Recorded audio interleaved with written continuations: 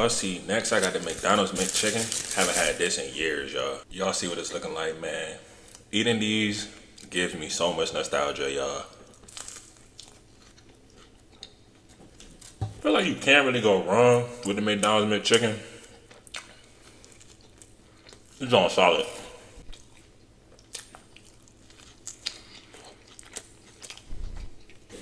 I'm gonna give this joint a solid 7. No bluffing. And lastly, y'all, we got the chicken nuggets, man. Haven't had these in a minute, y'all. First, we gonna try it without the sauce. It's on smooth, y'all.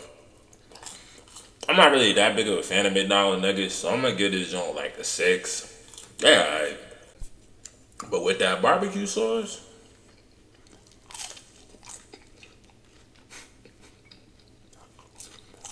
joint like a 6.5. No bluffing.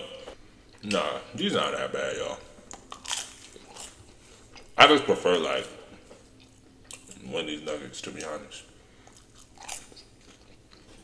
Y'all know we gotta wash it down with the McDonald's Sprite.